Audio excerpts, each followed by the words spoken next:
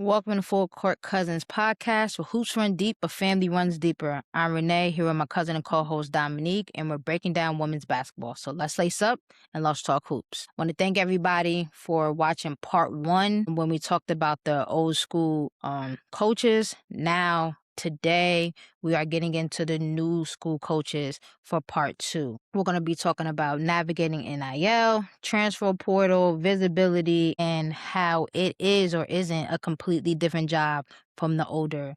All right, so we're going to hop into our hoops recap. Renee, do you want to throw anything in? Yep. The only thing I think we need to talk about right now is the ESPN mid-season top 25 list. What I will say for myself is I don't have a lot of negative to say about the people that they picked. For me personally, I will change some The numbers order. around. Yeah. I would change some numbers around for sure. But 2 people I will for sure take off is Kiki Rice. I don't think she deserves to be on there. And Reagan Beers, I don't think she deserves to be on there. And one person that I will put on there, which I feel like she has proven herself long enough, she doesn't need to prove herself. I think people need to just put some respect to her name, is Raven Johnson. Period, point blank.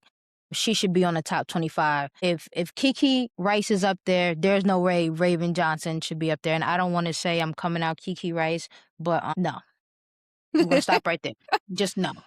I just feel like there was a looking at this list. Hold on, I just feel like there's a lot of people that are very low. Y'all know that we over here at Full Court Cousins, we advocate very strongly for Cody McMahon. For sure. 21 is crazy. For sure. Way too low in my book. Talia Scott, Cambridge. It's just, I don't know who made this list, but the numbers to me aren't adding up.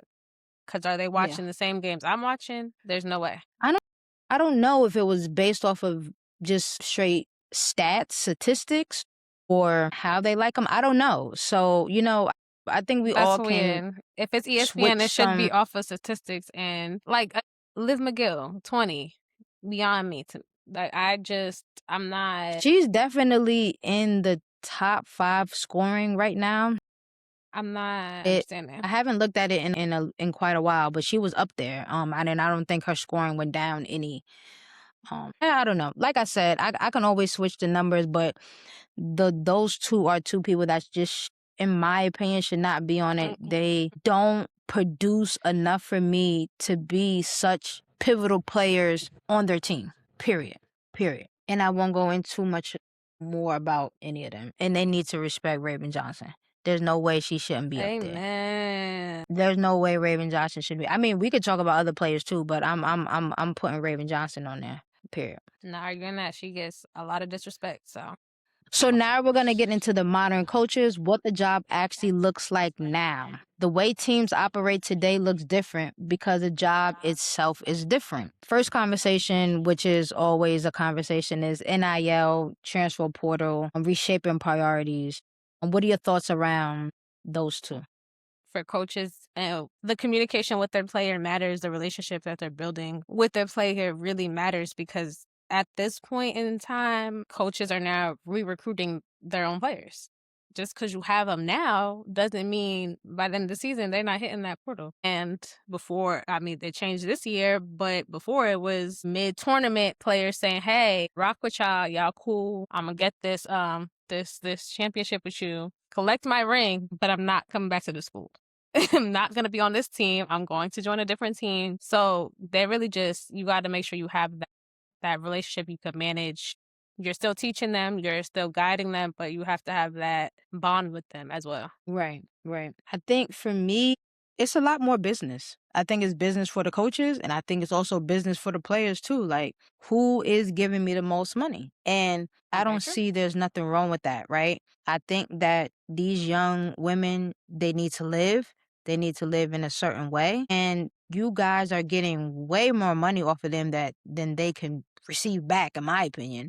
So give these players what they deserve. Rumors have it, and we don't know if this is true or not, Pierre from that played at Vanderbilt went to NC State because of money issues. I don't see what the big pay the girl. There are people, and let me also say this: If you are getting paid a certain amount of money, you got to produce. You can't be Right. getting paid this certain amount of money to be on a team and you're not producing. That's what the NBA is, right? You got to produce for the money that you're getting paid. So you got to produce at the same time. But pay these young women their money and what they're worth. And I love it. Make a money move. I ain't mad at it. I mean, a lot of Make a players are money doing move. that now. It's not rare. So I don't know why people trying to be all And I don't dramatic think it's when one I don't person does it. yeah. Like everybody I don't does think it it. should be. It should be um ruled out. Like, if we're talking about money numbers and you're not giving me the money that I feel like I deserve and I'm producing, and if we're going off her numbers last year, she should be getting paid some bread. She played really well last year. And she's playing really good this year too. I'm not saying she's not. She's just not on the main stage because they're not ranked. She's still playing well. So she went with a money talk. And I'm not mad at it. I'm not mad at it at all. Everybody gotta eat. So So even with all the change, players still have to respond with clarity and trust. So we're gonna hop into player first coaching. Why buy-in matters more than ever. So what you think, Renee? I think if we're talking about transparency and communication, first and foremost, the first person that comes to my brain is Dawn Stanley, right? She says it all the time. She says it in interviews. She says it around. She lets her players know you are not coming here starting. You got to earn it. And Absolutely. if you earn it, cool, you can start. And that's communication and that's transparency. That's also her talking to her players for me like, hey, this is what we're doing over here. What does that look like to you? They're trying to cultivate in which the old generation did was a culture. Was this is what we do. We get your family involved, we get you involved, and then we talk about business, right? She makes sure that her players are in LA NIL meetings. She makes sure they have agents for themselves. She sets them up right, and that's all communication and transparency. There's Right. nothing wrong with it. I think you have to have that because a coach can sell you a dream, and you're top 5 or top 10 ranked, and you're sitting your ass on the bench because your coach saying, "Oh, you're gonna start," and you ain't getting no playtime. You're wasting a year eligibility because of false hope and false dreams. When most players feel like I could be going somewhere else and actually playing. Right? Nobody wants to lose a year of eligibility unless nobody wants to lose it to an injury, but like everybody can understand the injury. Just not playing, most people can't because most players are like, why am I not playing? What am I doing wrong? I'm Yeah. trying to. You know what I mean? Yeah, honestly, once players understand their role and when they're coming into a program, especially, they feel respected. I feel like they will trust the plan. They want a coach that's actually invested in them and not just want like this result because I'm this top player and everybody wanted me and I expect this from you. No, they want their coach to fully invest in them so they can grow. Yeah, yeah. What are your feelings around the player's voice now compared to back then? I feel like back then players kind of had a voice, but I feel like now they have more of a voice. They have more, what's the word I'm looking for? I don't want to say opportunities, but they have more options, I guess. So yeah, opportunities to figure out what fits best for them. They're going to go to a program that if this coach isn't listening to me, there's another coach willing to do so. A lot of coaches nowadays are willing to hear their players out. And you see it in huddles, like players will speak. They're speaking up. Like it's not just them sitting there listening to the coaches. The coaches now, I feel like, are doing way better with that. Yeah, I think the coaches, when you do that, when you see players actually talking in the huddle, I think the coaches are really getting them a taste of what the WNBA looks like because the WNBA is way more. Right. And people could see it, right? They might have did that back in the day. We just weren't able to always see it. I Very true. think players' voice means a lot also because they have social media, right? That you could use your social media for good or you could use it for bad, right? And I think that means a lot because if you see a coach, they can have 10,000 followers, right?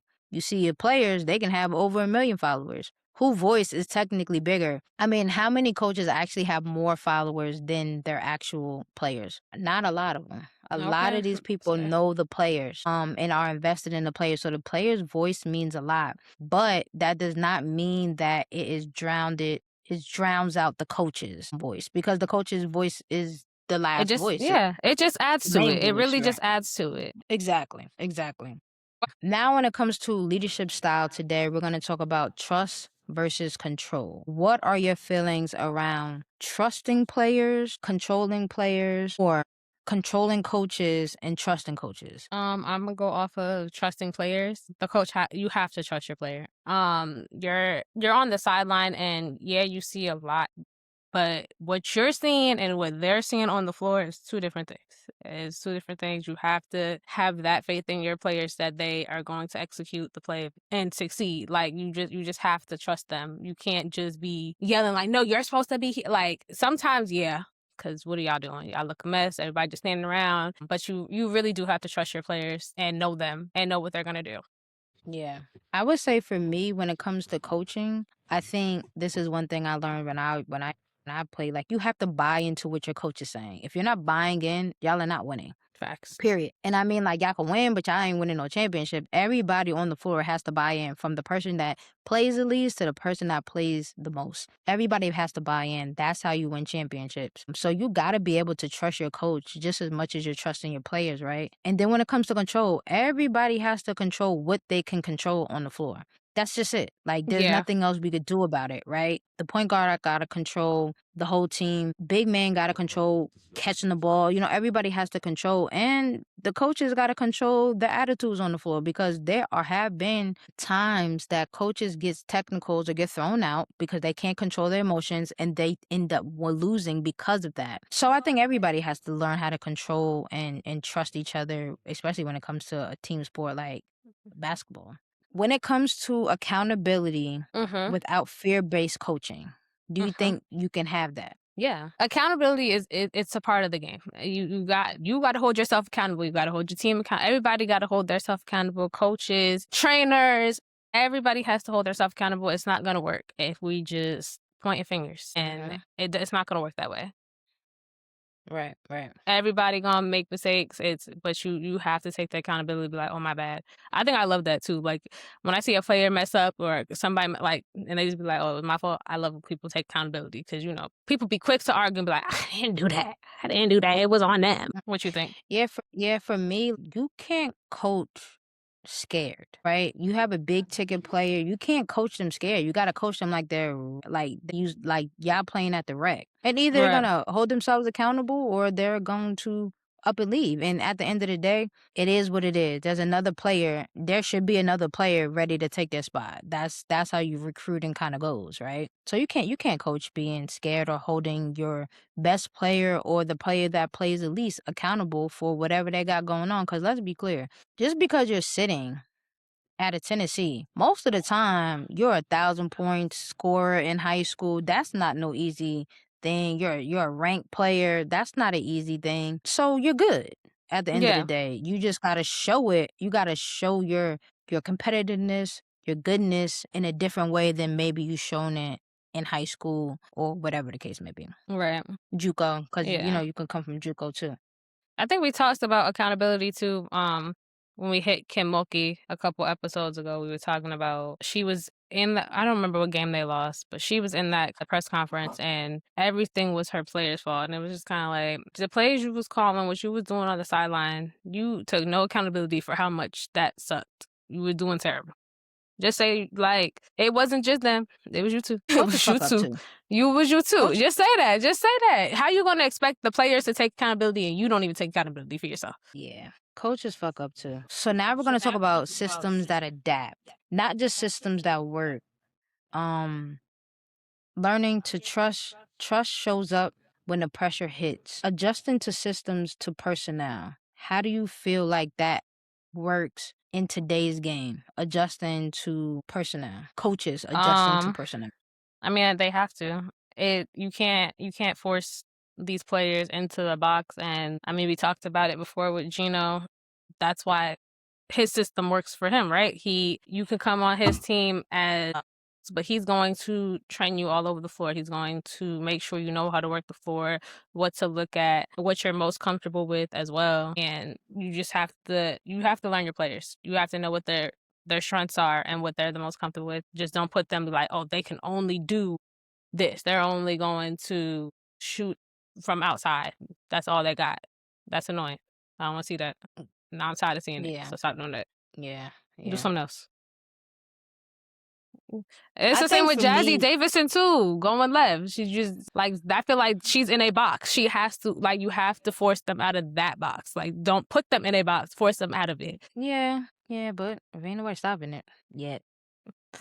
That's it. That's Keep it. using that, keep using that left. Season been For rocky me, yeah, you. for Let's not even everybody. get into For that. everybody. Yeah. I think for me, the way that the game is going right now, I think is so much, it's becoming positionless, right? You got big shooting threes, you got threes posting up because they're big. So I think everybody has to have a little bit of something. Right. Nowadays, you can't just have a post player that just back to the basket going up. You got to be able to shoot a little bit. And you can't just have a point guard that is just pass forward, right? Yeah, they're expecting point guards to produce now. Get some buckets up, shoot something. Make the layups, play defense. Please play So defense. it's becoming positionless. So I think that's really good for the game. Other than for me, I don't know. I have a bias with point guards. I have to be like, gotta be like pass forward first. But now it's becoming like point guard gotta go to off. So, but I like pass first point guards in my opinion. That's just a me thing. So how do you feel about defensive versatility and lineup fluidity? You got to be able to play at least 3 to 4 different positions, right? Because you're a point guard doesn't mean that you may not be switched off to a big guard. So you got to be able to box them out. You got to be able to make sure like you're getting big, you're walling up, or you're not letting them catch the ball. You're not going to be down there all the time, but you got to be able to hold it down until your big man comes, right? But I think that's with the game. You got to be able to be versatile and play bigger people because not everybody is a 5'5" point guard anymore. You got 6 foot point guards nowadays. People are getting bigger and bigger, bringing the ball up. You have threes that are 6'2", 6'3". You know what I mean? So Right. you got to be able to play every position as long as you may need to, right? Not saying you're gonna have to play with them all, and sometimes you're gonna have to play a bigger person, right? If we're just talking about like in general, Chelsea Gray is usually bigger than most, right? She's strong, a little bit taller, and she's a point guard. She's a tough matchup for most people, Right. but you got to be able to play her, you know. So, Yeah, what do you think? matchups change every night.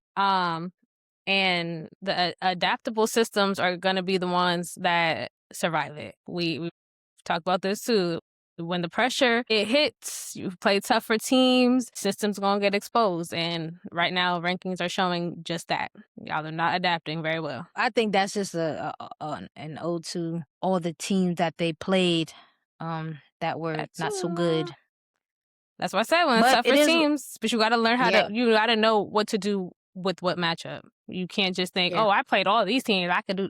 It don't work like that. This is a different team, though. yeah, You didn't play this right, team. right. That's true.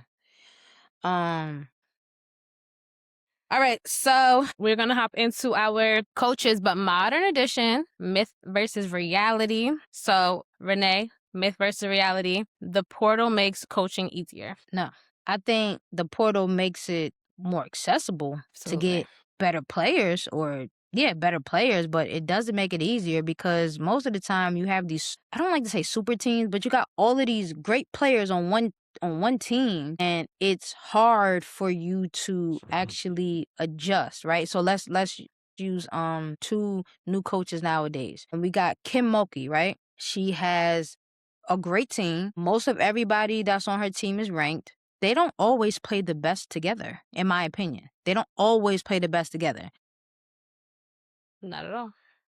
And then you have a Dawn Stanley, all of these ranked teams, but everybody understands their position and their role. And that's because they coach 2 different ways. And there's nothing wrong how Kim Mulkey coaches, and there's nothing wrong how Dawn Stanley coaches. They just coach 2 different ways. It's like, hey, Yeah. you come in here and you figure out what you're doing, and you figure out what role you're playing. And what role is that? And just because you play that role today, you may have to play a different role tomorrow, right? Let's use Raven Johnson for an example. Last year, didn't she wasn't score forward. She wasn't like, oh, I'm gonna take over, I'm gonna do this. This year, it's a different person. It's a totally different person. She is taking over games. Right. And they are winning because of her. If she's scoring the most, if she's scoring the least, if she's rebounding, whatever she's doing, they are winning based off of Based her off her. back. Period. And most people can't see that because most people just watch the games and be like, "Oh, well, so and so had 14 points. She had." It don't matter. They more than anything. South Carolina is a very diverse team, but very balanced. Nobody's going off for 50 and 35 every game. Not every game. Yeah. Most games, everything is kind of balanced with everybody sharing the ball and doing different things. What I what what, agree. what I do you feel? mean, I've listen, yeah, they think they gonna have all they you gonna get this power team when you grab all these people from the portal. Chemistry is not an automatic thing. It's not. It's Right. never that. It's that you Right. have, and sometimes it takes teams longer than others to build that chemistry. But if it's not flowing, ain't got the transfer portal. It's not the transfer fault. To be honest, it's just Exactly. they did not fit your system. They are a great player, but it didn't fit in your system. Myth or reality? Players have too much power now. Myth. That's a like. I feel like people probably think that too, and I think that is so stupid because why would they have too much power? Why? Because of NIL and they're allowed to transfer when they want. I feel like they are finding where they fit, where what's the best for them, and they should be allowed to do that. This is their lives, this is their careers. I don't feel like they have too much power. I feel like, especially with coaches, them having a voice, like they should be able to speak up. Like, hey, maybe Yeah. this is what's not working for this player. They see their teammate doing something and they're like, oh, let me just tell them like, hey, maybe you should try this instead. I don't feel like they have too much power. I feel like sometimes they don't got enough. What do you Yeah. think? I think for me, I think it's a myth. I think at the end of the day, they can't sub themselves in. So the power really is really in the coaches. I see this from this person. I see this from this person. This is who I'm going to put in. This is who is I'm going to make an adjustment for. I think the power is still in the coach's hands. I think people are seeing a lot of, especially women now, have control over where they want to go. It was Right. not normal for a player to go Pick up and from, leave. and I'm gonna use Diamond to Shields for this example. There's not too many people that go to North Carolina and then transfer to Tennessee. That was not normal back then. Right. There's not a person. I can't. I don't want to say the wrong thing, but like that's not normal, right? And I think a lot of people look at that like, oh, that's power, but it's just like, yeah, it is power, but if she doesn't fit in their system, her ass is sitting down. That's just what it is. Power is You know what I not mean? Like replacing discipline. They're still very much disciplined, but they know where they want to go. They know where they want their career to go and where they're headed. And it's just not it is really just no disrespect to that team. Myth versus reality. NIL distractions hurt team chemistry. we don't know what actually goes on in the locker room, right? What Yo. will say is it's possible, right? If you see a person bringing in millions, right? Like bread, like a Juju, right? That was my first thought. We see her bringing in bread, Gatorade, Nike, all this other stuff, and just like, dude, you know what I mean? She's producing, but you still, you know what I mean? I don't know. I'm not in the locker room. It could deteriorate, especially if a person is cocky, arrogant, whatever the case may be, or not sharing the wealth, whatever. You know what I mean? Teammates may feel like they deserve something. Just because she on your team don't mean that you got to get her sneakers. It doesn't really work like that, right? But Right. we will be all lying if we was on USC and Juju sneakers came out and we didn't feel like we should get something. We're not entitled to it, but we may feel like, hey, we can get a pair of sneakers. You know what I mean? Who are we to say that? We could see, Kind of gives entitled a little bit. right, for sure, but they're still young women. Yeah. You see somebody else having this money, you see somebody else having this deal, Red Bull and all this other stuff. You like, shit, I want a little bit of that. I want a little taste of that too. So you trying to get your brand deals up. You trying to do what you could do for yourself. You know what I mean? So I don't know. I would have to be in a locker room to know that. But what I can say is these are young women. Everybody is everybody is trying to get some money. So I feel like it's a possibility that it could. That's realistically. Yeah, I feel like it kinda goes with both. It's either reality or a myth. A lot of teams might not have this problem. We don't know, but if it's not structured, there's no leadership, it can go left real quick. And, Exactly. sometimes people do get a lot more NIL deals than others, and it might go to their head for all we know, and they might be popping shit in the locker room because they all big, bad, and mighty. We don't know. We don't know, we don't know. We don't know. A reality or myth, modern coaches don't emphasize defense. Myth. I feel like it might look a little different now, but I feel like it's still pretty much a foundation. Yeah, I mean, don't get me wrong, some coaches probably should implement it a little bit more. There's a lot of players that are just offensive players, which is weird to me because I grew up watching players Give that an you example. Who's an offensive player that don't play no defense? you want me to say the first person that came to my mind? Yeah, I do. I'm dead serious. I really don't have time for them, but the Clarkettes are probably about to really chew me up. But Caitlin Clark does not play defense. And that's what Uh, really gets me when everybody be like, greatest player of all time. Like, she only shoots. That's the only thing. And to be honest with you, she don't do nothing else offensively. She don't. She just stands there. The yeah, lady just stands there. She's a shooter, which, okay, great. Congratulations. But please do something else. I don't want to keep seeing that. Why do I yeah, keep turning games on and you just standing in the middle of the floor? This is why I don't watch them. No. yeah. I Boo. don't know nothing about her. I grew up Um, you had to play offense and defense. And my brother was taught defense wins games. So that's just always what I've always heard. So I don't understand why we're doing one or the other. yeah. I think overall, I think it's a myth. I can't really think of a person that I like that does not play defense, right? Like Right. I I'm can not only watching think you if about you're like just shooting. yeah, For real. I'm I can not only doing think about that. people that I actually like enjoy watching, and most of them get after it when it comes on defense. Again, like can people be lax? Yeah, like can people get beat? Yeah, can people get crossed up? Obviously, like it's basketball. You're gonna catch one. So I think that I don't know. I think that's a myth. Yeah, I don't think that's true. I don't think that's true I at all. think it just looks different than back in the day, but I do think defense is still a thing. Yeah. Now we're going to get into what success looks like. All of that leads directly into how we evaluate modern coaches. So let's talk about retention versus wins. I mean, wins still matter, obviously. We're not arguing that, but it's not the entire story. Retention, development, trust. It tells you way more about a program than rankings and the wins. Because as we see, especially with this year, to be quite honest with you, these rankings don't mean shit right now. They don't mean a damn thing. It can go either way, no matter who's playing. The teams that everybody thought were the best teams in the country right now, I'm not seeing what y'all are seeing. I'm sorry. Because who they were playing all year, and now we're playing tougher teams, and all of a sudden everybody losing. Why is everybody losing? Who knows? Yeah. So, what you think about that? Yeah. If we're talking retention versus wins, I think wins, yeah, I get it. I think for me, I would take retention. When I think about that, I think about like a Jeff Walsh from Louisville. Most of his players stay. I don't know a lot of his players that really leave. Not saying nobody leaves, but it Right. doesn't happen often. So I think that's good. I think that shows that you're a great player. I think it shows that you like whatever he got going on over there. When I also think about that, I think about like Westmore, right? We're talking about wins, we're talking about retention. Westmore from NC State, that also is like another coach that comes to my mind when I think about that. Yeah, I think you can have one without the other. I think people could come in and y'all can win a bunch of games, but I think being with a team for a long time really can make sure you have retention and you can stay for longer. You guys are getting better Right. longer and your bond and your chemistry is better.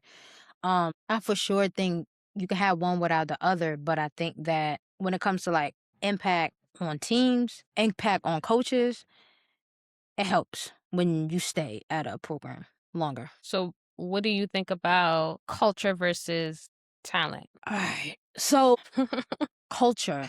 When I think of culture, I think of I think of two coaches. I think of South Carolina, I think of Dawn Stanley, and I think of right now, we're talking Mhm. culture. LSU, Ken Mulkey it's a culture there. People come to watch them play. They have fans. They have stands. That's a culture, and there's nothing wrong with that. I love that for the fan base. I love that for their town. I love that for the city. I love that for the revenue of the game. Right? Nothing wrong with that.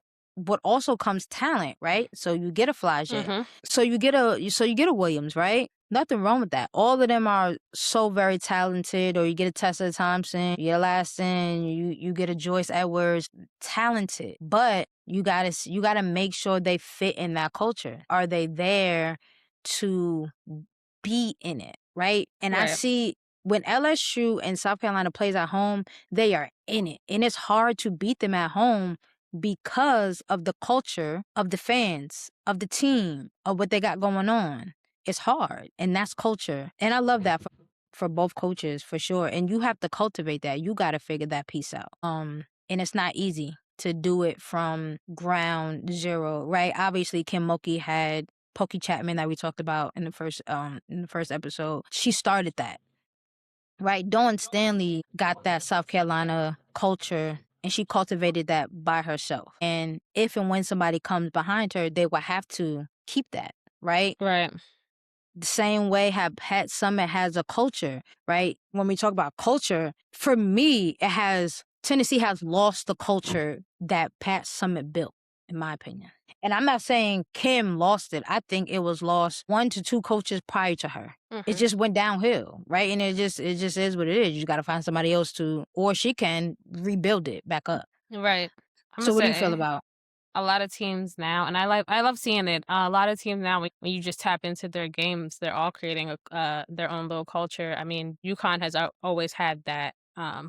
Gino has always made that built, but look at USC, UCLA, Notre Dame. Their fans, they riding behind them. They built something with them. At home energy for each of those games are immaculate. It's always going to go up for them. They always play differently when they're at home. So I don't know. I feel like culture, it definitely lasts long than just the talent. They last way For longer. sure. For sure. Now we're going to get into a quick pulse check. The game has changed, and so has the job. What's harder now than before? Keeping players on your roster. They there one day and then the next day they're gone. Yeah. And there's been players that leave in mid-season and it sucks. For me, I think the new era of coaches have to deal with NIL and money. Mhm. Old era of coaches didn't have to deal with that. Everybody got their little $200 and kept it pushing, right? Now you got to navigate it, and some coaches are doing really well with that, and other coaches are obviously are not because they're losing players because they're not getting money. Right. I think if you want to stay in this era, you want to stay, you have to get on the bandwagon of getting your players money and making sure they're making the best decisions with their money. And that's having Very true. conversations with families, not just them, what you're interested in, what you got going on. So yeah, I think that So, what do you think is now better for players?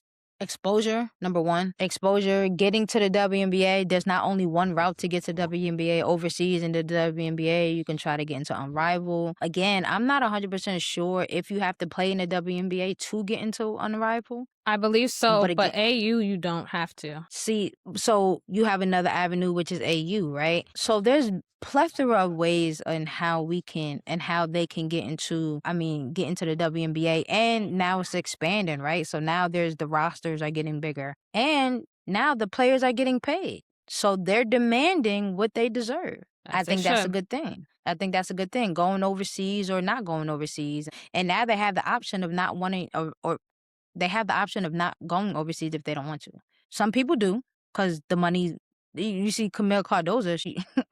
I know somebody asked her to play in their league, and she was like, "Nah, I'm just gonna go overseas, get my little bread, and stay out of the way."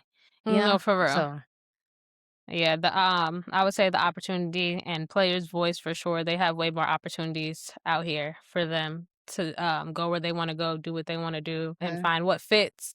And yeah, just use their voice. If they don't feel like something's right, they can speak up, say what they got to say without. I'm not gonna say without backlash because somebody always got something to say back, but they can still say it at the end of the day. correct, correct. What still hasn't caught up? I'm gonna go on a coaching aspect and say that fans do not understand how hard it is to be a coach.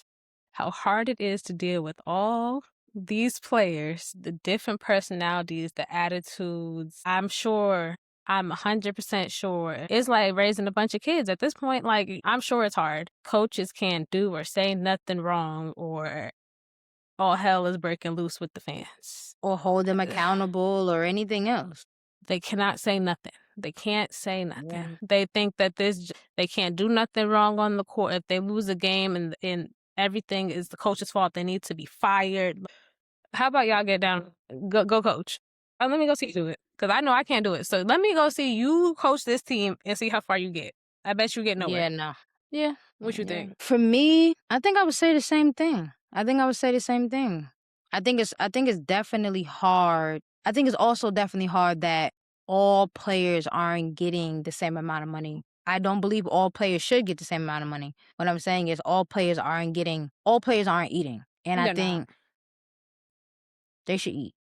Some shape, way, or form, they should eat. Yeah, So for me, that's how I look at it. Somebody that's they very should eat. true. They should. I mean, they're still on Mhm. the team. They're still helping in some way, shape, form. They're doing something. I know. Exactly. They're not just on that team for no reason. It's not easy to make a D1 roster.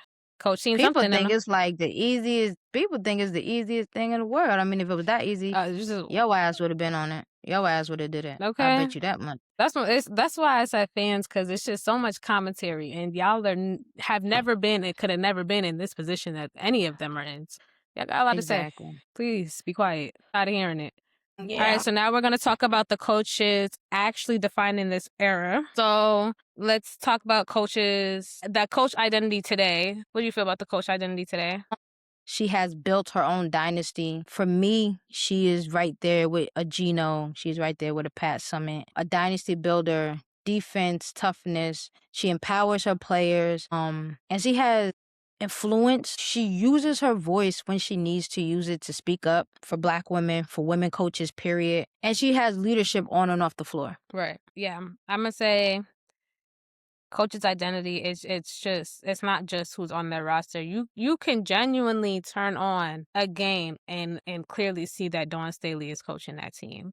Vic Schaefer coaching that team. You could tell who was coaching this team by certain coaches by just how the players are playing. It doesn't even matter about the roster. It's how the team is playing it. So I feel like in that way they do create their own identity. All right, so let's hop into player development track record and the consistency of the system in today's game and the coach. And coach Brenda Freeze, national championship. She does not get talked about enough for me. She does well. I think we talked about this before when she won a national championship. I will never forget that. Successful across all eras, consistency, and high level success when it comes to her players. She is this lady, the engine. Why is her name slipping my brain right now? Alyssa Thomas, Langhorne. I mean, she has a plethora of people that come Mm-hmm. from her. So across the board, she is great. I also want to say, when it comes to player development, I think it's kind of early in her career. I think she's a Mm-hmm. leader.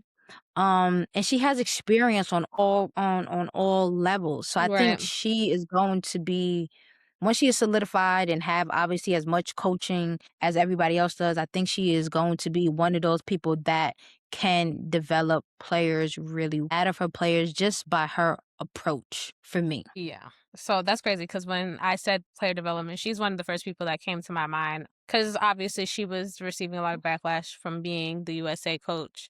Not from everybody, just from certain people. And she ended up not being wrong. I feel like she knows what she's talking about. She's getting there. Her team obviously has taken some big hit.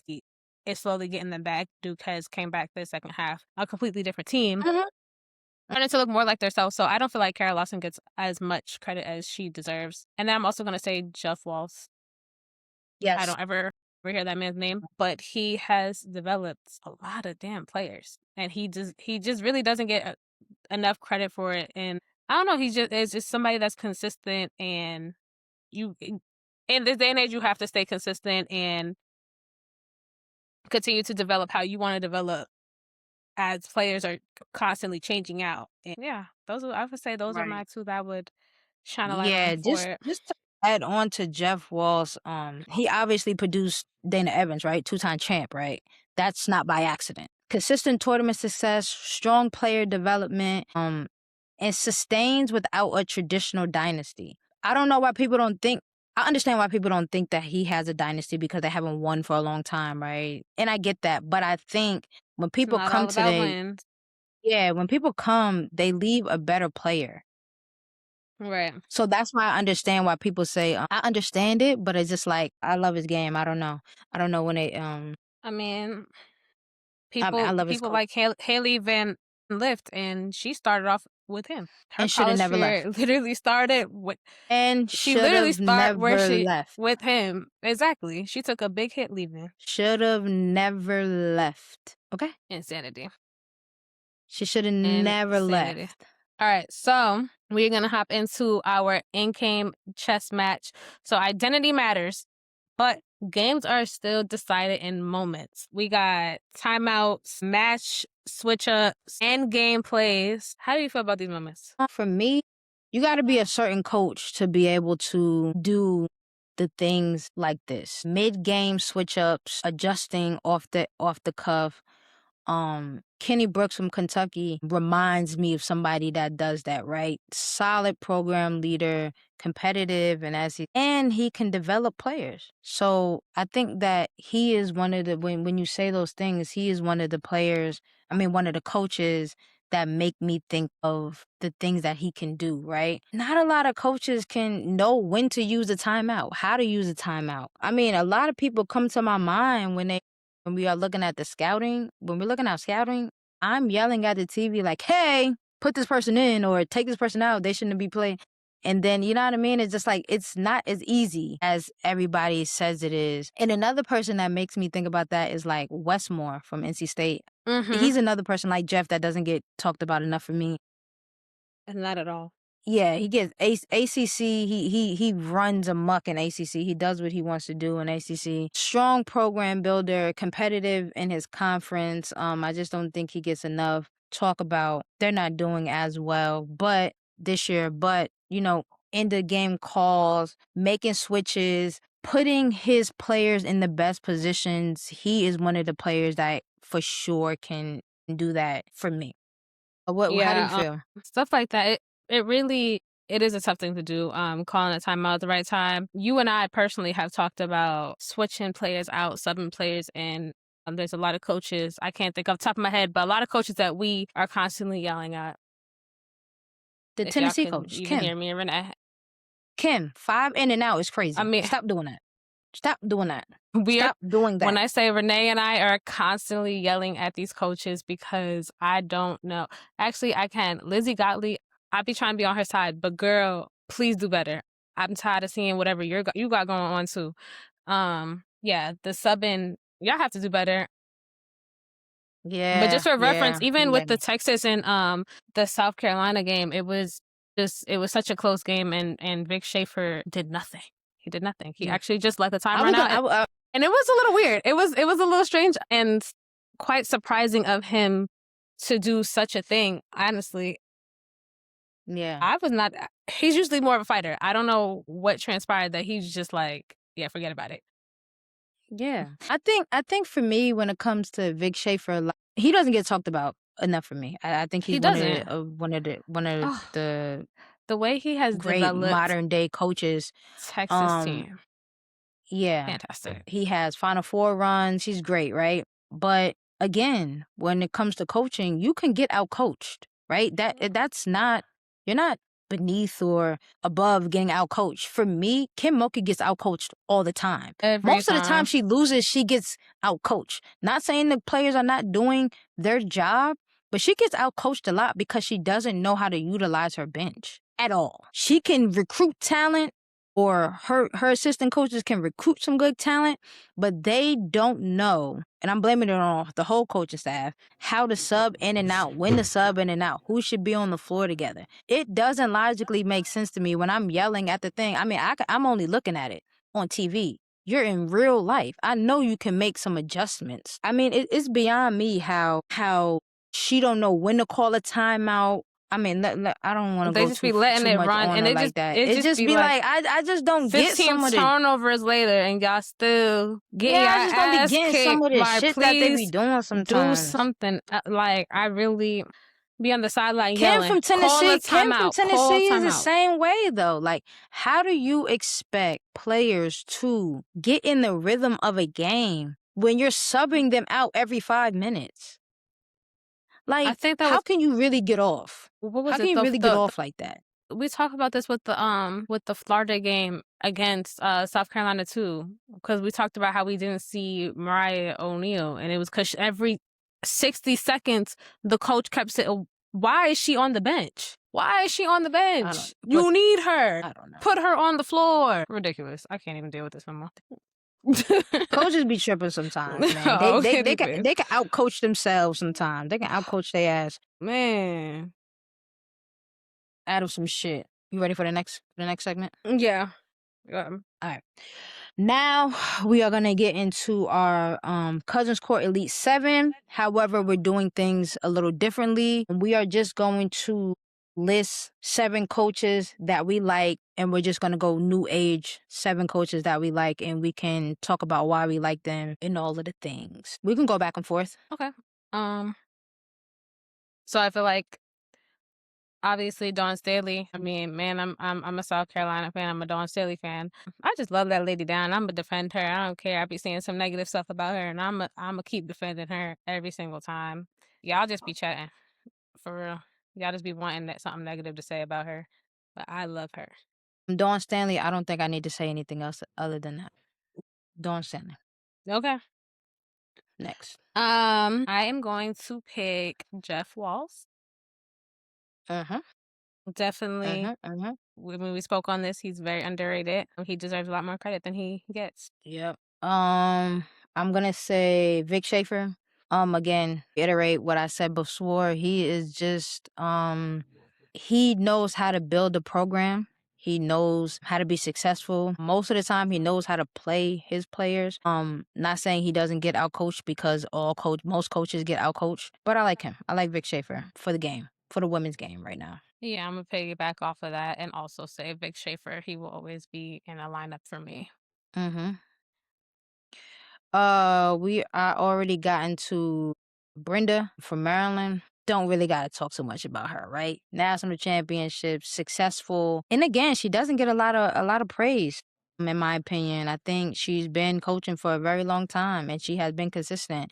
No matter how we feel about it, they're ranked, Okay. so they're doing something right now. I'm gonna say Emil. Okay, okay. I like her. She's also another one that I feel like has been receiving some backlash due to Notre Dame's record right about now, but I like No Ivy. I don't care what y'all got to say. Nothing to say about Neil Ivy. I like her. Okay. Like her former player that is actually a good Wait, coach. what are we We know a talking lot of people. about? We know a lot of players that are not. She can recruit, and she definitely represents leadership Very well. in modern day really well. So I love her. I don't really have too much to say about her. Neil Ivy We're gonna hates go weird. Westmore. I never see it, so I think that's a good thing for Lucky me. you. I'm gonna go Westmore. We already talked about NC State, how he is. I think he's great. Love him damn. I'm going to pick UC. UCLA.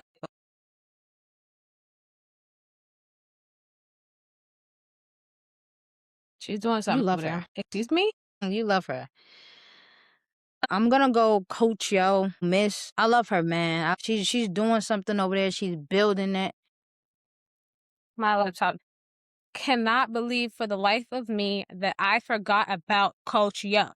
When I am constantly advocating for her, I'm always on that lady's side for literally love her down. Yeah. Oh my goodness. So my Oh, fifth pick is Coach Yo, Ole Miss. Yeah, I mean, what else? She is building something over there. I think she is player forward. I think she knows how to recruit. I think she knows who she wants. I think she knows how to speak the language of the new generation. I love her presence. Yeah, Coach Yo she's good. I like her. I am going to put for my sixth person, I'm going to put Wes Moore as my sixth coach that I truly like.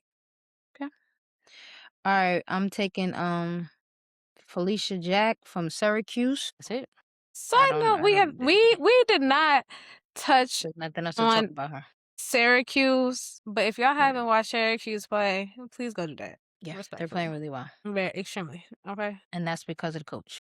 She's doing well. She's doing well. Team is eating. Okay, I had a different seventh person, but you brought this coach up, and I can't just not pick her no more. I have to pick Coach Yo. I have to. But if I wasn't gonna do her, I was gonna pick Lawson. But I have to pick Coach Yo. Sorry. Okay. I like Carol Lawson. I like her. I do. I do. Yeah. But my last coach that I'm gonna pick is Joni Taylor from Texas A&M. She's doing something over there. She is very successful in the SEC play. It's not an easy run when they come into Texas A&M. I just love everything about her, man. She's great. So I have to put her for sure. Not a bad list. 7 is kind of generous, so let's make it 4. 4 options. Who's your Mount Rushmore? This is kind of hard for me. If we're talking about adaptability, player trust, sustainability, impact, just beyond wins. Like I said, Dawn Stanley. I gotta go Vic Schaefer. I gotta go Brenda. And then this one is a little shaky for me because I can go either way. But I'm gonna go Jeff Waltz with this one. I would have to go That's Jeff such a good Waltz. one. Yeah. Okay, so for me, it will have to be Dawn Staley, Vic Schaefer, of course, Ralph, Vandy's coach. Need her. Okay. I'm gonna put her Okay. there. She's still new, up and coming, but yeah. And obviously, I'm picking Jeff Waltz. I've been advocating for him the whole episode, so always gonna be on my Mount Rushmore. Well Mm-hmm. deserved. Yeah. All right, y'all. So we want to hear from y'all who your top 7 coaches were, who your Mount Rushmore is, what modern coach do you trust most long term? What do you feel fans misunderstand about coaching, especially with the NIL and the portal? And make sure y'all subscribe to Apple Podcasts, Spotify. We are on all platforms at Full Court Cousins Pod, at Hoop Cousins on X, Twitter. Make sure you guys share with anybody you know who loves the game. And I'm Dominique, And I'm Renee. where hoops run deep and family runs deeper. See y'all next episode.